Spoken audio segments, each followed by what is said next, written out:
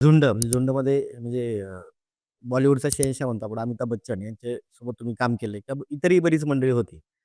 तर झुंडचा काय अनुभव होता तुम्हाला मेकअप आर्टिस्ट म्हणून? तर म्हणजे बच्चन साहेबांसोबत काम करणं किंवा बाकीची कॅरेक्टर पण तुम्ही छान सगळे केलेली होती आणि सिनेमाही चांगला चालला. तर त्याच्याबद्दल काय सांगाल? बच्चन सरांकडून शिकण्यासारखं म्हणजे त्यांचा जो टायमिंग जे सगळेच त्यांच्या बाबतीत ते म्हणतात त्याप्रमाणे. ते आले की एक तो त्यांचा ऑराच वेगळा आहे.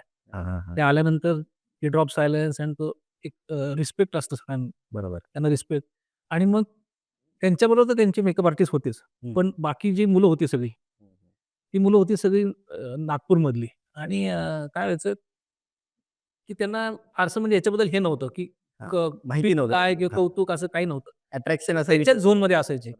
सुरुवातीला काही काळ त्यांच्याबरोबर काम करताना थोडंसं असं अवघड गेलं, की अरे कसं होईल म्हणून. हां, म्हणजे हां. ते बस म्हटलं तुला काही करायचंय, तर ते बसत नव्हते. हां, हां, हां. मग त्यांना थोडंसं आम्ही कलती बाजू घेऊन त्यांच्या त्यांच्या कलेने हां, त्यांच्या कलेने वागून मग त्यांच्याकडनं गोड बोलून सगळं करून घेतलं. मग बरोबर. नंतर जसे दिवस वाढत गेले, म्हणजे पुढे-पुढे गेले, त्याप्रमाणे मग आम्ही ते जवळ गेलो. मग त्यांना सांगितलं, "आता बसायचं इथं, तुला एवढं करायचं." म्हणजे थांबायचे. अजिबात काही डिस्टर्ब करत नव्हते. व्यवस्थित सगळे व्यवस्थित वागले मग नंतर. बरोबर आहे. पण आता एखादा तर तुम्ही मेकअप आर्टिस्ट म्हणून ती जबाबदारी असते. पण एखादा छोटा मुलगाही असतो आणि एखादा मोठा आर्टिस्ट पण असतो. मग ह्यांच्याबरोबर बऱ्याच वेळा काय होतं मेकअप तर त्यांना करायचे, कॅरेक्टर डेव्हलप करायचे, पण त्यांचे कधी स्वभाव एखादा आर्टिस्ट सहज हे होतो. पण एखादा बॉन्डिंग होईपर्यंत वेळ लागतो.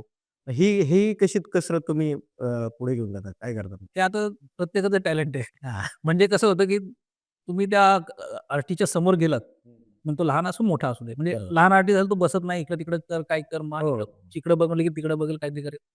त्याला त्याच्या कलेने घ्यायचं, त्याला बोलायचं त्याच्याशी, बरोबर. त्याच्या आवडी विचारत-विचारत आपलं काम काढून घ्यायचं. हो, हो. सेम तसंच मोठा म्हणजे सीनियर आर्टिस्ट कोण असेल, तर काय असतं, कोणाचं काही लाईफमध्ये काय असतं. बरोबर.